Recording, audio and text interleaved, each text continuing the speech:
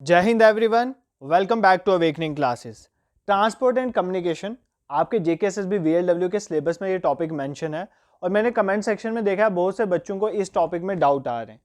Although इसके related मैंने videos अपने चैनल पे डाली हुई हैं, बट फिर भी मुझे लगा कि इस पे रिलेटेड एक वीडियो आपके लिए आनी चाहिए। तो आज के इस लेक्चर में हम ट्रांसपोर्ट एंड कम्युनिकेशन को रिवाइज करेंगे एमसीक्यूज की हेल्प से और बहुत सारी एडिशनल इन्फॉर्मेशन को भी साथ साथ देखेंगे।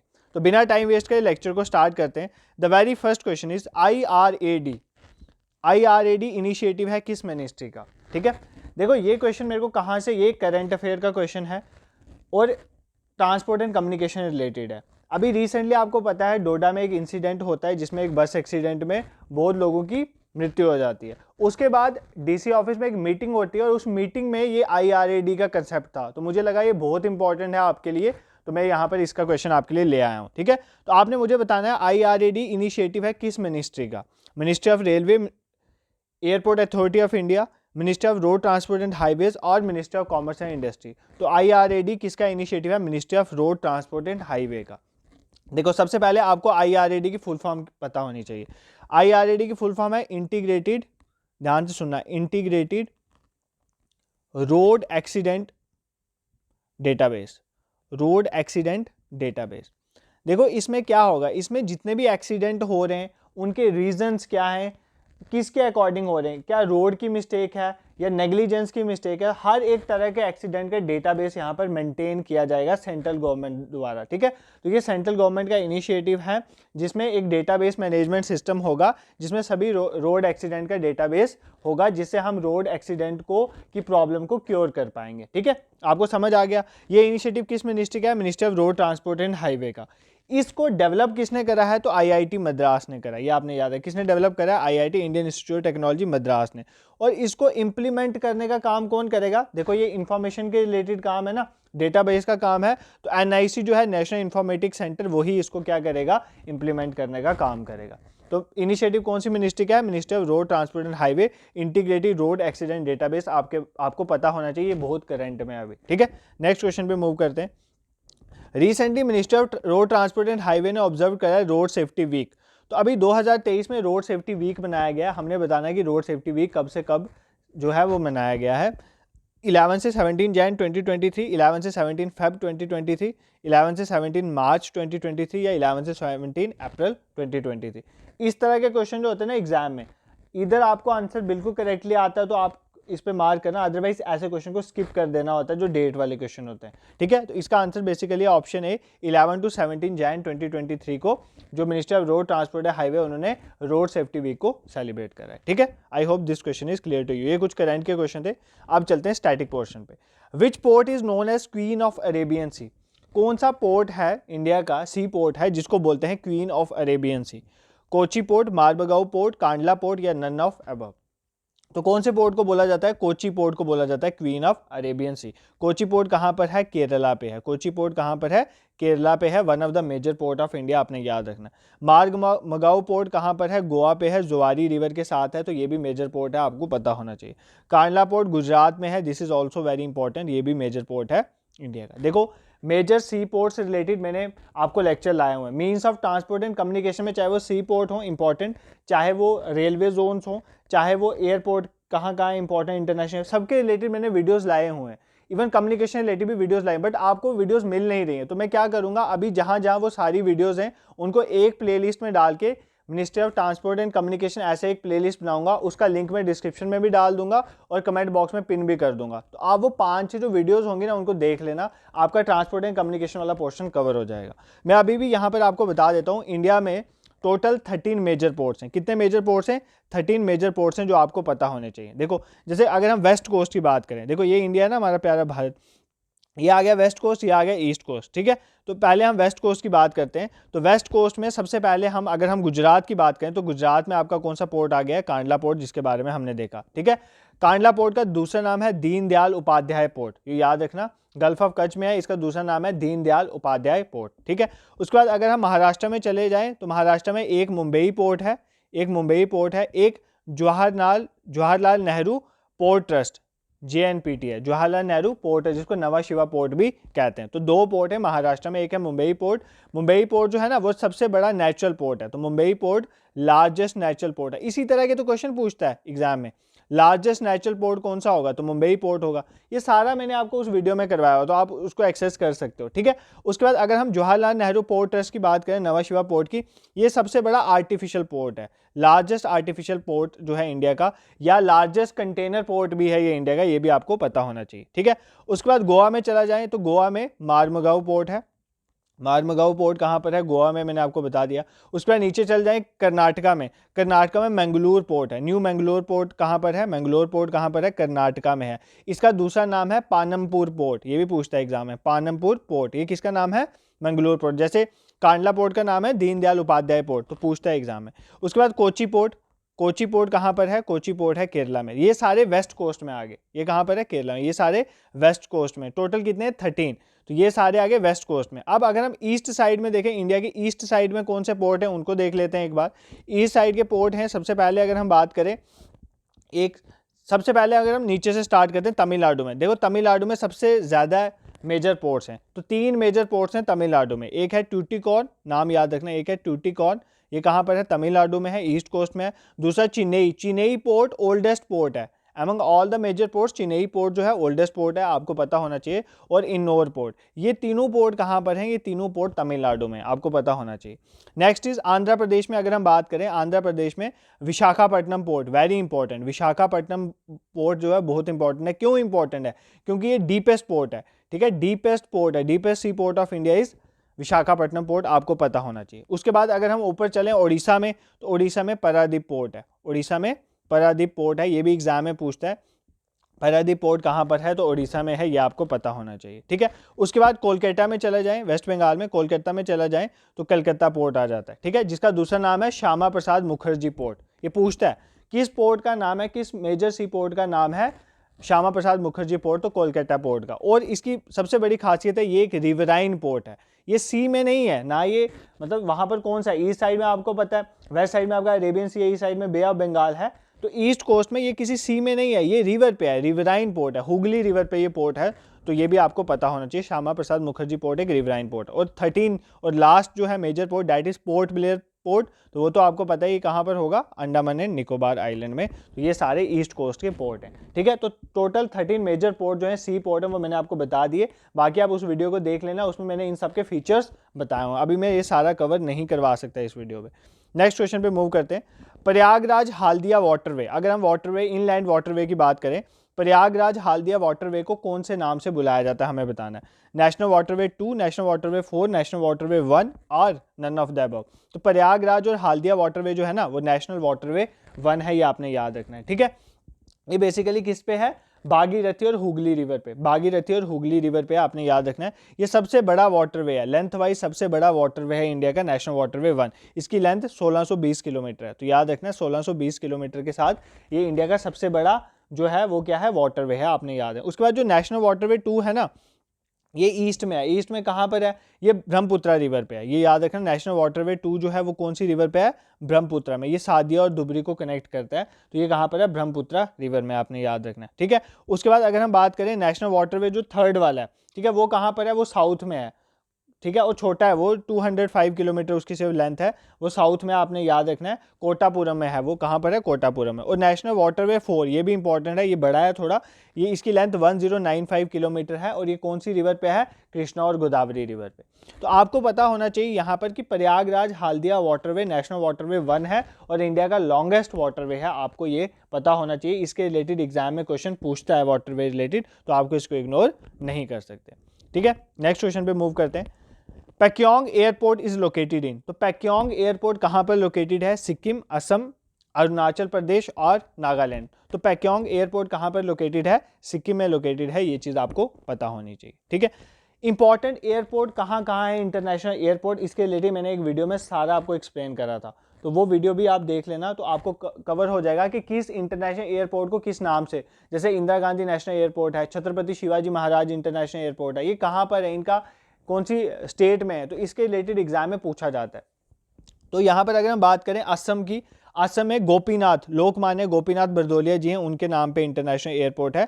तो अगर आपको एग्जाम में पूछे गोपीनाथ बरदोलिया इंटरनेशनल एयरपोर्ट कहाँ पर है, तो आपको पता होना चाहिए असम में है। अरुणाचल प्रदेश में अगर हम बात करें तो पासीघाट, पासीघाट इंटरनेशनल एयरपोर्ट जो है वो कहाँ पर है, अरुणाचल प्रदेश में है, ठीक है। और अगर नागालैंड की बात करें तो दीमापुर, ठीक है। ये इतने इंपॉर्टेंट नहीं है, इससे भी इंपॉर्टेंट है जैसे छत्रपति शिवाजी महाराज इंटरनेशनल एयरपोर्ट मुंबई पे है, इंदिरा गांधी इंटरनेशनल एयरपोर्ट कहाँ पर है, न्यू दिल्ली में है। तो ये सारे आपको पता होने चाहिए। राजीव गांधी वाला हैदराबाद में है, तो इनके रिलेटेड एग्जाम में पूछा जाता है। नेक्स्ट क्वेश्चन पे मूव करते हैं। Which among these port is known as new Mangalore port, तो किस पोर्ट को न्यू मैंगलोर पोर्ट कहते हैं। तो देखो मैंने आपको ऑलरेडी बता दिया, मारमगांव पोर्ट, पनमपुर पोर्ट, कार्ला पोर्ट या टूटिकॉन पोर्ट। तो पनमपुर पोर्ट जो है इसको ही न्यू मैंगलोर पोर्ट कहते हैं। कहाँ पर है new Mangalore port, I have already explain to you. New Mangalore port कहाँ पर है, कर्नाटका में, आपको याद रखना है, ठीक है। नेक्स्ट क्वेश्चन पे मूव करते हैं। The Veer Savarkar international airport is located in, जो वीर सावरकर इंटरनेशनल एयरपोर्ट है वो कहाँ पर लोकेटेड है, मुंबई में लोकेटेड है, अंडमान एंड निकोबार आइलैंड में लोकेटेड है, चंडीगढ़ में या दिल्ली में। तो वीर सावरकर इंटरनेशनल एयरपोर्ट कहाँ पर है, अंडमान एंड निकोबार आइलैंड में है, ये आपको याद रखना है, ठीक है। पहले आप क्वेश्चन खुद सॉल्व करो, उसके बाद आप एक्सप्लेनेशन को सुना करो, क्योंकि इससे क्या होगा कि आपको एक तो एक तरह का आपका मॉक भी हो जाएगा, आपने जो पढ़ा है। देखो अगर आपको क्वेश्चन नहीं भी आता है ना, तो भी यहाँ पर आप कोई फाइनल एग्जाम में तो बैठे नहीं हो, आपको खुद अपने दिमाग से क्वेश्चन करना चाहिए।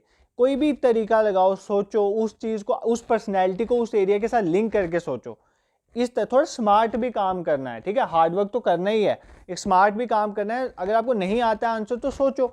फॉर एग्जाम्पल किसी अगर बोला शहीद भगत सिंह इंटरनेशनल एयरपोर्ट, तो सोचो भगत सिंह जी कहाँ से थे, कहाँ पर उनके नाम पे एयरपोर्ट हो सकता है। तो ऐसे दिमाग से अगर आप यूज़ करोगे तो आपके क्वेश्चन जो है वो करेक्ट हो जाएंगे।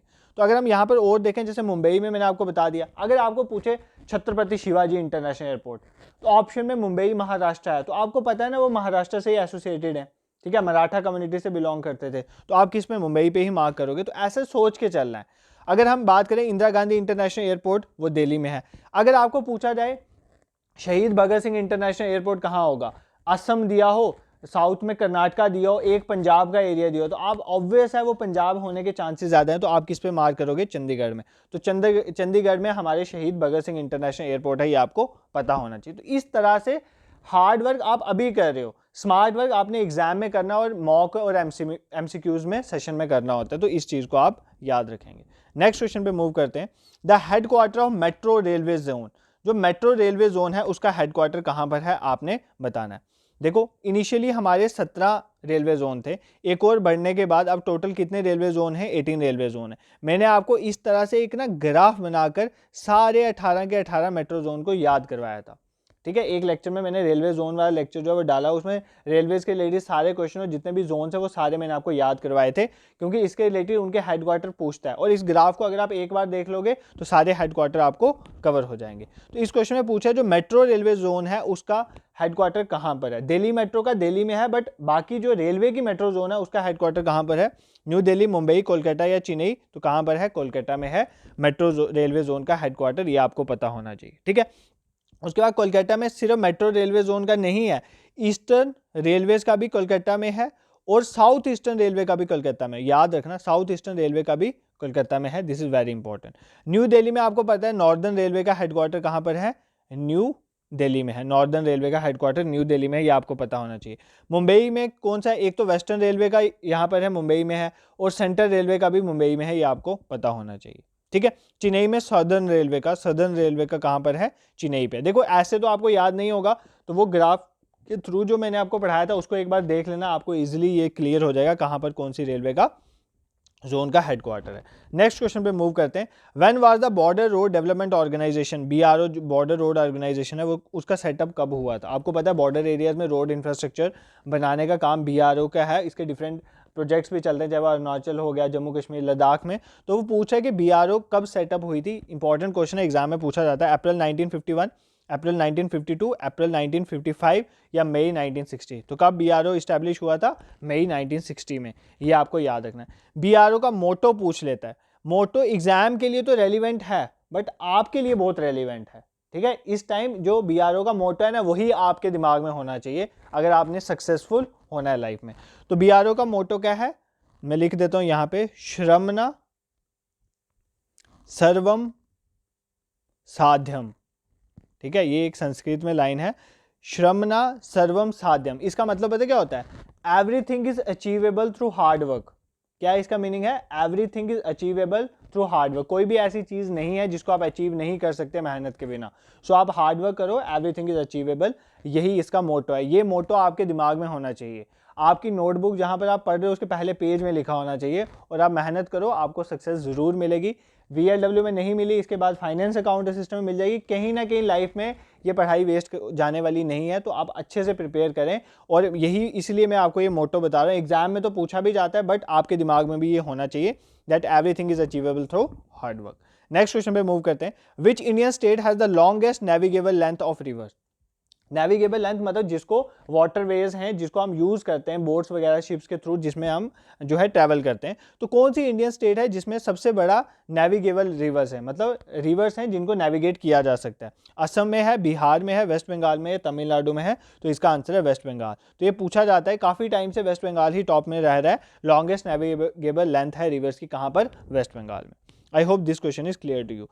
विच is the deepest land lock port of India? I have already explain to you. Deepest जो है वो पोर्ट कौन सा है इंडिया का? मुंबई, कांडला, मार्मुगांव या विशाखापट्टनम। तो विशाखापट्टनम पोर्ट आंध्र प्रदेश का डीपेस्ट पोर्ट है। ठीक है, डीपेस्ट पोर्ट। आपने यहाँ पे बेसिकली डॉल्फिन नोज है ना एक, ठीक है, डॉल्फिन नोज, वो बहुत मतलब ऐसे डीप जगह है वहाँ पर। इसी वजह से यहाँ पर बड़ी बड़ी शिप्स भी यहीं पर रुकती हैं। अगर कोई बड़ी शिप्स है उनको रुकना हो तो वो विशाखापट्टनम पोर्ट में ही रुकती हैं, क्योंकि ये डीपेस्ट पोर्ट है इंडिया का। नेक्स्ट क्वेश्चन पे मूव करते हैं। This is the agency of central government that disseminates information regarding government policies and project. अब ये कम्युनिकेशन का क्वेश्चन आ गया कि गवर्नमेंट कोई भी पॉलिसी है या गवर्नमेंट के प्रोजेक्ट हैं, उनकी इंफॉर्मेशन को बताना हो तो सेंट्रल गवर्नमेंट की कौन सी एजेंसी का ये काम होता है? PIB, PTI, AIR या PCI? तो किसका काम होता है ये? आप सबको पता है, प्रेस इंफॉर्मेशन ब्यूरो, जिसको PIB कहते हैं। PIB के फुल फॉर्म भी पूछ सकता है, प्रेस इंफॉर्मेशन ब्यूरो इसकी फुल फॉर्म होती है। इसके थ्रू ही गवर्नमेंट सारी अपनी पॉलिसीज प्रोजेक्ट्स को लोगों तक पहुंचाता है, इधर बाय प्रिंट मीडिया और बाय टेलीविजन, और PIB का हर जगह पे होता है, तो उसके थ्रू जो है वो अपनी इन्फॉर्मेशन को पहुंचाता है। PTI की फुल फॉर्म होता है press trust of India. Press trust of India भी इंडिया की न्यूज़ एजेंसी है, ये आपको पता होना चाहिए। AIR सबको पता है, ऑल इंडिया रेडियो। PCI की फुल फॉर्म होती है press council of India. PCI क्या होती है? Press council of India. ये सारी कम्युनिकेशन रिलेटेड इंडिया की जो है, तो प्रेस काउंसिल ऑफ इंडिया इसका हो गया। ठीक है, और PTI क्या था? PTI है प्रेस ट्रस्ट ऑफ इंडिया। ये इंडिया की प्रीमियर न्यूज़ एजेंसी है, ये आपको पता होना चाहिए। I hope this question is clear to you. Next question पे मूव करते हैं। Which newspaper logo bears let truth prevail? सच्चाई प्रिवेल करनी चाहिए, ये किस न्यूज़पेपर का लोगो है? ये आपको पता होना चाहिए। Statesman, times of India, Tribune या द हिंदू? तो किसका है ये? टाइम्स ऑफ इंडिया का। ठीक है, किसका ये लोगो है कि ट्रुथ जो है वो ट्रुथ प्रिवेल करना चाहिए? तो टाइम्स ऑफ इंडिया का ये लोगो है, आपको पता होना चाहिए। देखो, एक ना ट्रिब्यून की टैगलाइन एग्जाम में पूछ लेता है, क्योंकि ट्रिब्यून की टैगलाइन बहुत अच्छी है। ट्रिब्यून की टैगलाइन है वॉइस ऑफ पीपल। क्या है? Voice of people. तो ये आपको याद होना चाहिए, किसकी टैगलाइन है? वॉइस ऑफ पीपल, तो ट्रिब्यून की है। ठीक है, द हिंदू हम रोज आपके साथ शेयर करते हैं अपने टेलीग्राम ग्रुप में, तो द हिंदू का बता देता हूँ। द हिंदू की टैगलाइन है इंडियाज नेशनल न्यूज़पेपर सिंस 1878। 18 से 78 से ये न्यूज़पेपर चल रहा है। इंडियंस नेशनल न्यूज़पेपर सिंस 1878, ये किसका है? टैगलाइन द हिंदू की है, ये आपको पता होना चाहिए। ठीक है, this question is clear to you. Next question पे मूव करते हैं। Which of the following is not a social network?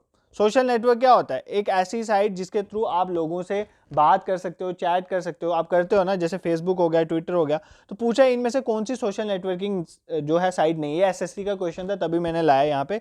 LinkedIn, Instagram, Twitter या ईबे? तो ये तीनों तो आपने सुने ही होंगे, ये तो सोशल नेटवर्क साइट ही है। ईबे जो है वो सोशल नेटवर्क साइट नहीं है। पूछा है ना, which is not a social network site. EBay basically America की एक मल्टीनेशनल ई-कॉमर्स कंपनी है, तो ये कोई सोशल नेटवर्किंग साइट नहीं है, ये आपको पता होना चाहिए। नेक्स्ट क्वेश्चन पे मूव करते हैं। Every year press council of India जो है वो सेलिब्रेट करती है नेशनल प्रेस डे। तो आपको पूछा है नेशनल प्रेस डे जो है वो कब मनाया जाता है? जनवरी 30, 9 नवंबर, अक्टूबर 18 और 16 नवंबर। तो ये रिसेंटली करंट अफेयर है, 16 नवंबर को बनाया जाता है हमारा नेशनल प्रेस डे, जो प्रेस काउंसिल ऑफ इंडिया इसको सेलिब्रेट करती है। तो ये आपके लिए एग्जाम के लिए रेलिवेंट हो जाता है, करंट का एस्पेक्ट भी था, तो इसलिए मैंने इसको कवर करवा दिया। ये एक सिंपल आपके लिए है, फुल फॉर्म क्या है ATM की? तो आप सबको पता है, ये automatic teller machine, all time money, automatic transfer machine या ऑडिट टेलर मशीन। तो ATM की फुल फॉर्म क्या होती है? Automatic teller machine. ठीक है, नेक्स्ट क्वेश्चन पे मूव करते हैं।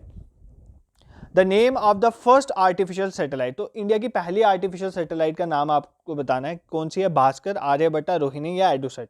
तो कौन सी है इंडिया की पहली आर्टिफिशियल सैटेलाइट जो है वो है आर्यभट्ट। कौन सी सैटेलाइट है? आर्यभट्ट, और इसको 1975 में इसरो ने लॉन्च करा था, ठीक है, 1975 में इसरो ने लॉन्च करा था। आर्यभट्टा इंडिया की पहली आर्टिफिशियल सैटेलाइट थी। नेचुरल सैटेलाइट इंडिया की, अर्थ की नेचुरल सैटेलाइट क्या है? मून। आर्टिफिशियल सैटेलाइट इंडिया की, जो हम सैटेलाइट छोड़ते हैं ना स्पेस में, direct are known as artificial satellite. तो पहली आर्टिफिशियल सैटेलाइट इंडिया की कौन सी थी? Aryabhata. Next, which one of the following port is situated on the east coast of India, तो इंडिया के ईस्ट कोस्ट में इनमें से कौन सा है? मैंने इसलिए आपको वेस्ट कोस्ट और ईस्ट कोस्ट लिख के बताए थे, और यहाँ पर तो मैंने सिर्फ बताए हैं, बट जो मैंने दूसरी वीडियो डाली थी जिसमें मैंने पोर्ट्स आपको बताए थे, सिर्फ सी पोर्ट की वीडियो थी, उसमें मैंने आपको मैप के थ्रू, इंडिया के मैप के थ्रू बताया था, तो वो तो एक बार देखने से ही लर्न हो जाती हैं। तो कांडला पोर्ट, कोची, पारादीप या मारमगांव। देखो यहाँ पर अगर हम बात करें, कांडला पोर्ट गुजरात में है तो वेस्ट कोस्ट में है, कोची पोर्ट केरला में है तो वेस्ट कोस्ट में है, मारमगांव पोर्ट गोवा में है तो वेस्ट कोस्ट में। तो क्या बचा? पारादीप पोर्ट। पारादीप पोर्ट उड़ीसा में है, ठीक है, उड़ीसा में है, तो ये कहाँ पर है? ईस्ट कोस्ट में। तो वही पूछा था, ईस्ट कोस्ट ऑफ इंडिया में कौन सा पोर्ट है? तो पारादीप पोर्ट है, ये आपको याद रखना है, ठीक है। नेक्स्ट क्वेश्चन पे मूव करते हैं। राजीव गांधी इंटरनेशनल एयरपोर्ट कहाँ पर लोकेटेड है? जम्मू कश्मीर, न्यू दिल्ली, हैदराबाद या मैंगलोर पोर्ट? जम्मू कश्मीर में थोड़ी है। आप मुझे बताना श्रीनगर एयरपोर्ट का क्या नाम है, इंपॉर्टेंट है, मैंने बताया भी आपको था। श्रीनगर एयरपोर्ट इंटरनेशनल एयरपोर्ट है ना, वो उसका नाम है एक, वो आपने मुझे कमेंट बॉक्स में बताना है। वेरी इंपॉर्टेंट, आपको एग्जाम में पूछा जाता है। ट्रांसपोर्ट एंड कम्युनिकेशन का आपके सिलेबस में मेंशन है, और जम्मू कश्मीर का पेपर है JKSSB का, और श्रीनगर एक इंटरनेशनल एयरपोर्ट है, उसका नाम तो एग्जाम में पूछने के चांसेस बनते हैं, आपको पता होना चाहिए। कमेंट बॉक्स में जरूर बताना। जम्मू कश्मीर, न्यू दिल्ली, हैदराबाद या मैंगलोर? राजीव गांधी इंटरनेशनल एयरपोर्ट किसको बोलते हैं? हैदराबाद एयरपोर्ट को बोलते हैं, ये आपको पता होना चाहिए। नेक्स्ट क्वेश्चन पे मूव करते हैं, ये भी कम्युनिकेशन का है। India is divided into how many pin code zones? देखो pin code zone, pin number क्या होता है, ठीक है, जैसे आपका पिन कोड होगा जैसे 185131 ऐसे होता है ना पिन कोड। इसमें हर एक, ये जो फर्स्ट नंबर है, सेकंड नंबर है, third number, fourth, fifth, six, ये क्या बताते हैं? ये आपकी परफेक्ट लोकेशन तक आपको लेके जाते हैं। पहले आपका रीजन बताते हैं, नॉर्दर्न है, सदर्न है, ईस्टर्न है, वेस्टर्न है, ठीक है, ऐसे करके होता है। ये मैंने आपको ये पिन कोड जोन एक क्वेश्चन में एक्सप्लेन करा हुआ है पूरा, तो अभी तो मैं सारा नहीं बताऊंगा, बट अभी ये क्वेश्चन पूछा है कि इंडिया को कितने पिन कोड जोन्स में डिवाइड किया हुआ है, 6, 7, 8 या 10? तो देखो बेसिकली ना, अगर हम ज्योग्राफिकल वे बात करें, ज्योग्राफिकल बेसिस में, तो 8 पिन कोड जोन है इंडिया में, ठीक है। ऐसे टोटल पिन कोड जोन कितने? 9 हैं, 9 है। ज्योग्राफिकली 8 हैं। देखो 2 आ जाते हैं नॉर्दर्न के लिए, 2 आ जाते हैं ईस्टर्न के लिए, 2 आ जाते हैं सदर्न के लिए, 2 आ जाते हैं वेस्टर्न के लिए, तो ये हो गए 8। अब 9th किसके लिए होता है? आर्मी के लिए। आपको पता है ना, आर्मी पोस्टल सर्विसेज अलग होती हैं, तो आर्मी पोस्टल सर्विसेज के लिए 9 जो है वो पिन कोड जोन होता है। तो टोटल कितने होते हैं? ऐसे 9 होते हैं, बट आर्मी को छोड़ दें, ज्योग्राफिकली देखे जाए तो 8 हमारे पिन कोड जोन हैं, 2 नॉर्दर्न, 2 साउदर्न, 2 ईस्टर्न, 2 वेस्टर्न, ठीक है। और कैसे पिन कोड जो है, जैसे 1851 है, एक रीजन बताता है, सब रीजन बताता है, फिर कैसे ब्लॉक तक, फिर आपके घर तक पहुंचते हैं, वो सारा मैंने आपको बताया था। इन हर एक का मीनिंग, जैसे नॉर्दर्न के कौन से हैं 1, 2, इसी तरह ईस्टर्न के कौन से, साउदर्न के कौन से, वेस्टर्न के कौन से, वो आप वीडियो देख लेना, आपका पिन कोड जोन भी कवर हो जाएगा, ठीक है। I hope this question is clear to you. और यही 20 क्वेश्चन थे। देखो बेसिकली मेरे को ये लेक्चर लाने का मेन रीजन ये था कि मैंने देखा बहुत से बच्चे ट्रांसपोर्ट एंड कम्युनिकेशन कर रहे थे कमेंट सेक्शन में हर एक वीडियो के नीचे, क्योंकि मैं ही बोलता हूँ आपको, आप बताओ आपको किस में लेक्चर है, बट ट्रांसपोर्ट एंड कम्युनिकेशन पे मैंने ऑलरेडी लेक्चर डाले हुए हैं, बट आपको मिल नहीं रहे हैं, क्योंकि वो मुझे लगता है वो ज्योग्राफी के बीच में थे वो, ठीक है, वहाँ पर पड़े हुए थे, तो उस प्लेलिस्ट को आपने चेक नहीं करा होगा, इसलिए मैं इनको एक वीडियो में करके, एक प्लेलिस्ट में करके 5-6 लेक्चर डाल देता हूँ और उसको पिन कर देता हूँ। आप अभी साथ साथ देख लेना और इसको आज रात ही कवर कर देना, आपको बहुत मजा आएगा ये वीडियो देखने में। ये बहुत अच्छी सीखने वाली चीजें भी और आपके एग्जाम के लिए भी रेलिवेंट है, MCQs के थ्रू ही मैंने मैक्सिमम करवाया हुआ है, ठीक है। आई होप आपको ये लेक्चर पसंद आया होगा। अगर आपको हमारा कंटेंट और पढ़ाने का भी पसंद आ रहा है तो जरूर सब्सक्राइब करें, शेयर भी करें to others, because you are the only asset we have. And the next thing is that आप टेलीग्राम ग्रुप को ज्वाइन करें, वहीं पर हम आपकी जो भी पढ़ाते हैं उसकी PDF शेयर करते हैं, और कोई भी इंपॉर्टेंट इन्फॉर्मेशन हो या कोई वीडियो हो तो हम वहीं पर शेयर करते हैं। Next free mock test VLW के लिए हमारी वेबसाइट में पड़ा हुआ है, जिसका लिंक डिस्क्रिप्शन में डाल दूंगा, वो भी देके अपने आप को एक बार चेक कर लेना कि कहाँ पर आपकी प्रिपरेशन लाइक कर रही है। तो और भी जो आपको चाहिए, किसी के रिलेटेड कंटेंट चाहिए, तो आप कमेंट सेक्शन में करो। अगर वो हमने ऑलरेडी डाला होगा तो उसको हम टेलीग्राम में शेयर कर देंगे आपके लिए, अगर नहीं डाला होगा तो उसके लिए आपके लिए वीडियो डाल देंगे। और नेक्स्ट थिंग इज़ डैट बहुत सारे कमेंट आते हैं, हम कमेंट के रिप्लाई नहीं कर पा रहे हैं। द रीज़न इज़ डैट इतना टाइम नहीं होता है। जितना टाइम होता है, जितना हम कर सकते हैं अपने एंड पे, वो आपके लिए किया जा रहा है। बाकी अगर कमेंट्स का रिप्लाई नहीं आ रहा है तो उसको नेगेटिव वे में नहीं लेना है। आपके कमेंट को देख में लेता हूँ बट रिप्लाई नहीं कर पाता हूँ, और देख के मुझे लगता है कि ये मेजर पोर्शन है जो बच्चे डिमांड करें तो उसको पूरा किया जाता है। This is it for today. Thank you so much for watching.